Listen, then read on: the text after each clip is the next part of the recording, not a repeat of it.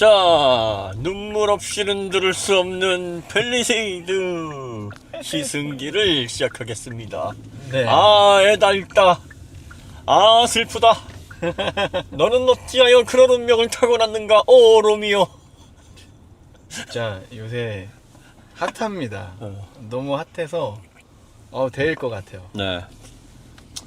당부를 좀 드리고 싶은 말씀은, 의견 교환은 건전한 거고 좋은 겁니다. 근데 조롱을 하는 순간 전체 사회를 병들게 하는 그런 병폐를 만들어 나가는 거예요. 절대로 상대방을 조롱하면 안 돼. 그렇죠. 안 됩니다. 그리고 거기에 호응하셔도 안 됩니다. 뭐 박터지게 우리가 토론하고 싸울 수는 있어. 그거는 토론 문화가 원래 치열한 거예요. 나쁜 그리고 게 토론은 상대방을 이기려고 하는 거지, 그렇죠. 파업하려고 하는 게 아니에요. 일단 이겨야 됩니다. 네, 그러니까 토론을 통해서 건전한 견해를 주고받을 수도 있고 박터지게 싸울 수도 있고 하는 겁니다. 그러니까 해외에서 이렇게 학회에서도 싸울 때 보면, 토론할 때 보면 장난 아니에요. 하지만 개인적인 감정과 조롱이 섞이는 순간 그 토론장에서 내쫓깁니다. 당연합니다. 왜냐하면 자격이 없어지는 거예요. 우리가 좀 착각을 많이 하는 부분이, 첫 번째가 토론은 화합이다. No, 토론은 박터지게 자기 의견을 관철시키는 겁니다. 파이트죠. 그 다음 두 번째, 조롱은 아주 약한 사람들이나 하는 그 사람들의 특징이에요. 절대로 조롱을 섞으시면 안 됩니다. 그 다음에 세 번째, 왜 자기 의견에 동의를 해야 된다라고 생각을 하는지, 이것도 참 문제다. 왜 자기 말에 동의를 하지 않으면 못 견디느냐. 토론이라는 것은 서로 의견이 다르기 때문이고, 그렇죠. 이게 좁혀져서 같은 결론으로 잘 화합이 될 수도 있고, 끝까지 나뉘어서 대착점에 설 수도 있는 거예요. 네. 그러면 정말 우리가 토론을 성숙하게 했다라고 하는 건, 좁히려고 했으나 좁혀지지 않았다. 그래서 토론은 종료하겠다. 우리는 각자의 생각으로 우리의 의견을 유지하기로 했다. 혹은 얘기를 해보니까 이만큼 좁혀졌다. 이런 식으로 결론을 내면서 같이 밥 먹으러 가고, 같이 반갑게 인사하고, 이런 겁니다. 네. 근데 우리는 토론이 아니라 무조건 내 의견을 관철시켜서 동의를 하지 않으면 의미가 없다, 이렇게 생각을 하는 것 같아요. 그게 서로 대착이 돼도 상관없어요. 사람은 원래 하나의 문제를 놓고 바라보는 시각은 다양할 수 있습니다. 그리고 서로 상반된 주장을 얼마든지 할 수 있어요. 여기서 이제 우리가 주의해야 될 점, 팩트가 있는 부분은 우긴다고 되는 부분은 아니에요. 네. 그러니까 토론이라는 것은 정책이라든지 사회현상이라든지 또 뭐 관련된 도덕적인 문제나 또 규범 문제, 또 우리가 인생을 살아가는데 뭐 방식 문제, 뭐 이런 걸 가지고 토론할 수 있는데, 공학과 관련된 팩트는 토론의 문제가 아니다, 사실은. 그렇죠. 사실 이제 과학 관련된 팩트들은 네, 이게 가설일 때는 막 치열하게 토론을 합니다. 그렇죠. 네. 가설일 때는 그렇죠. 근데 이게 가설을 막 치열하게 토론해서 이론으로 정립되는 순간, 그때부터는 이견이 존재할 수 없죠. 뉴턴의 제1, 제2, 제3 운동 법칙을 가지고 박터지게 의견을 나눠보자, 토론하자, 이게 말이 되나? 말이 안 되죠. 이런 거예요. 그러니까 누군가가 이제 책임을 가지고 있는 위치에서 또 많이 알려진 상황에서 잘못된 얘기를 했어요. 그러면 그 잘못된 얘기를 누군가가 그게 아니다라고 얘기를 하겠죠? 그렇죠. 근데 거기에 분노를 해서 왜 나에게 반대를 하고 딴지를 거냐, 이게 무슨 일이야? 신이야 자기가? 그러니까 그 말이 안 되는 거예요. 이상한 네. 얘기죠. 본인이 잘못 얘기를 했으면, 우리 뉴턴 할아버님께서 뭐라 그러셨어? 운동 제3법칙이 작용 반작용이야. 네. 작용을 했으니까 반작용이 오는 거라고. 그렇죠.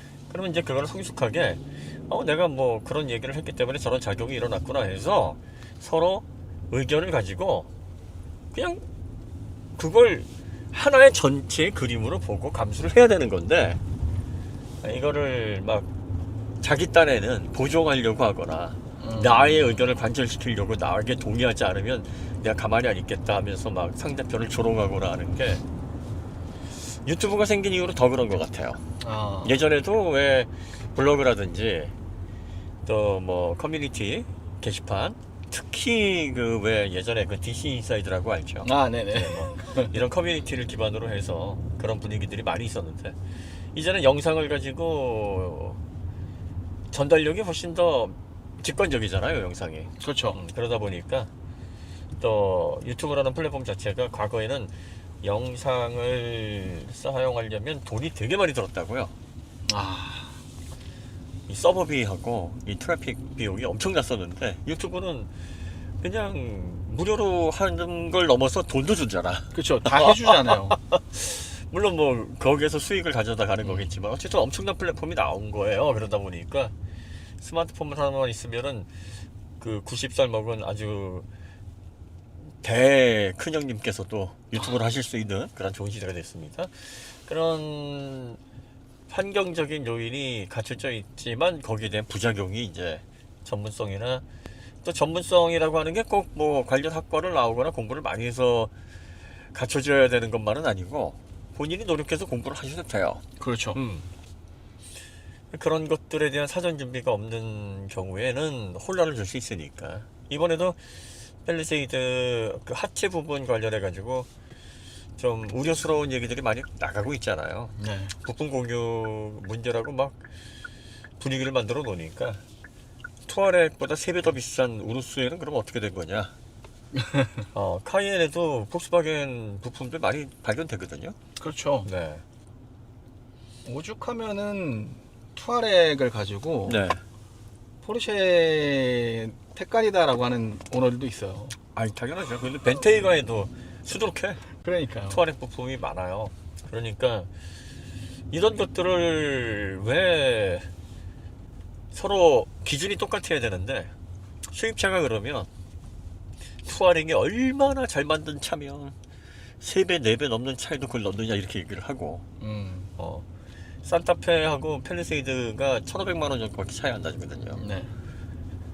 그리고 사실 풀옵션으로 다 얹어놨을 때 그렇지 기본 가격은 1,000만 원도 차이가 안 나. 그렇죠. 기본 차 가격으로 비교를 하면 뭐.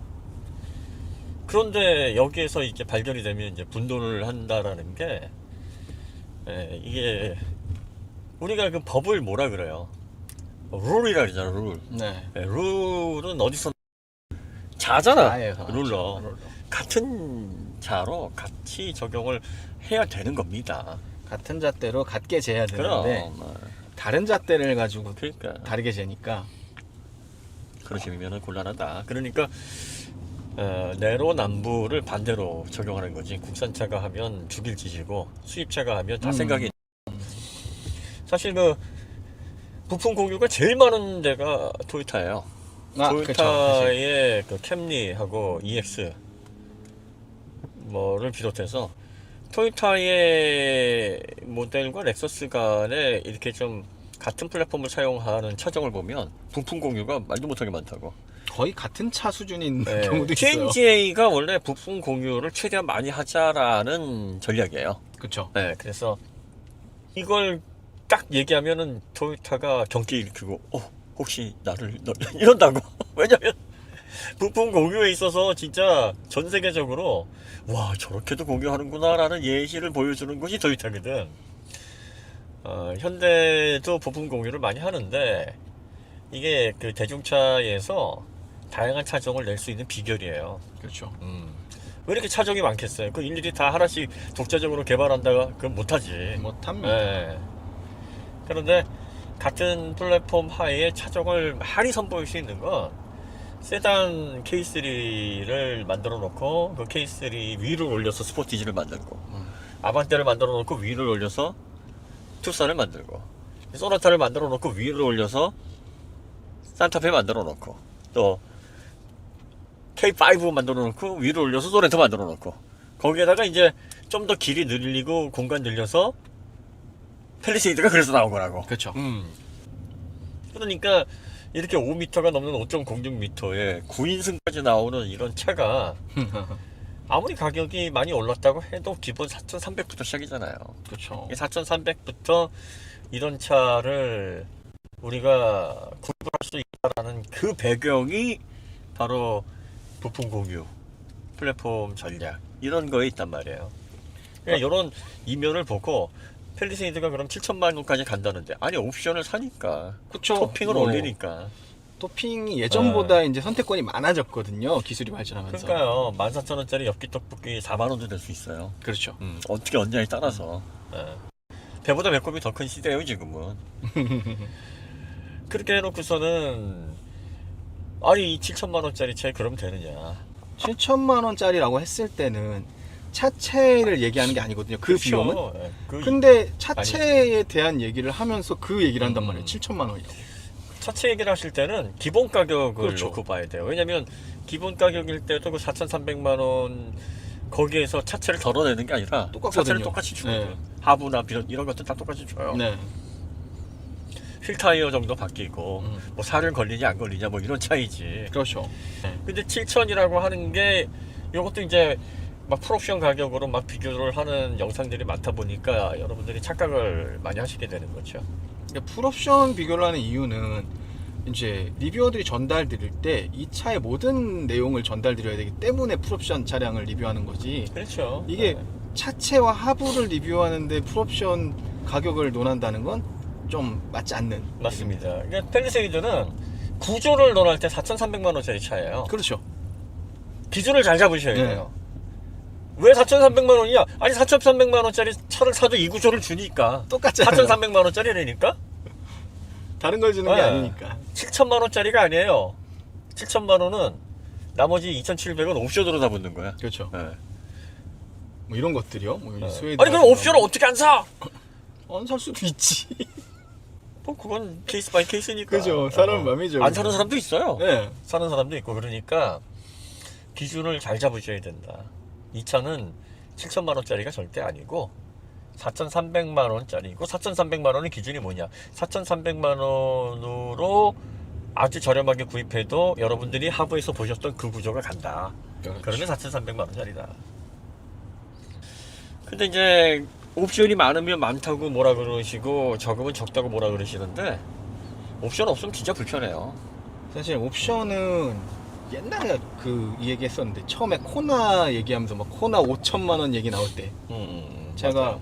작은 차에서도 상위 옵션을 달고 싶은 그럼요. 소비자들이 있는데 과거에 국산차들은 그런 게 좀 안 됐었다. 근데 코나 2세대가 나오면서 그런 것들이 좀 해소돼서 저는 오히려 좋았거든요. 너무 좋은 거예요. 네. 왜냐면 체질적으로 작은 차 싫어하는 사람도 있고 그렇죠. 또 뭐 와이프 차를 사줘야 되는데 네. 큰 차 불편한데 맞아요. 그런데 작은 차를 사주려고 했더니 옵션들이 옵션이 너무- 많이 빠져 있으면 진짜 고민되거든. 맞아요. 이거 어떻게 해야 되나. 근데 컴팩트 SUV인데 웬만한 프리미엄에 들어가는 게 다 들어가 있어. 그럼 싹 다 넣어주면 되잖아요. 맞아요. 그러니까 이런 수요가 있다고요. 그리고 펠리세이드도 펠리세이드 풀옵션을 원하는 사람들이 꽤 있어요.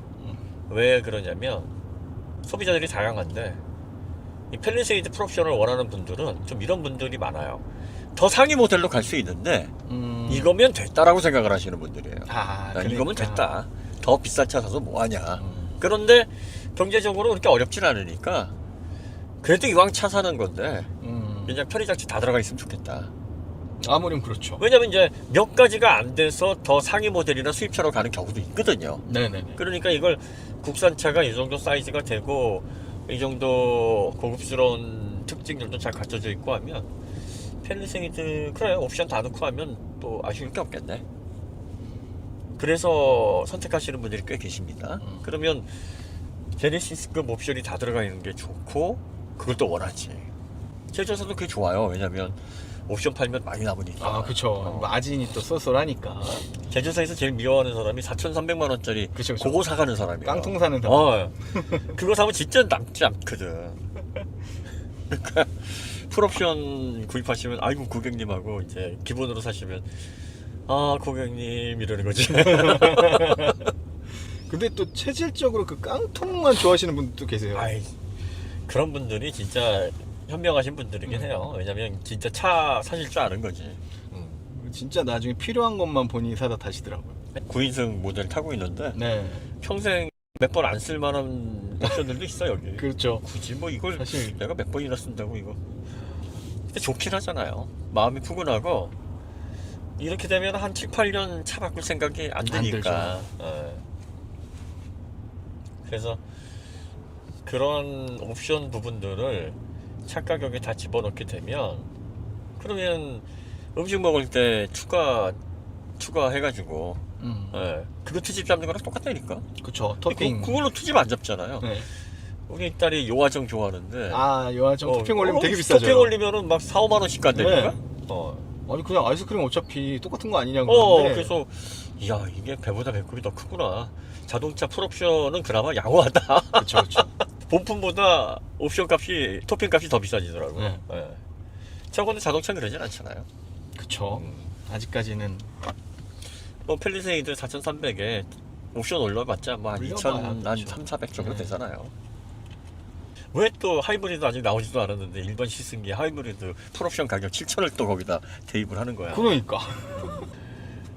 이제 소비자분들은 가격이 그렇게 비싼 만큼 나한테 많은 혜택을 줘야 된다라고 주장을 하는 거라 이해를 못하지는 않아요. 못하지는 않는데 다시 한번 강조드리지만 4,300만 원의 이 차대와 이 하부 구조와 기본적인 펠리세이드의 이 형태가 간다 그러면 이건 4,300만 원짜리 설계입니까? 그렇죠. 네, 이렇게 보셔야 되는 거예요.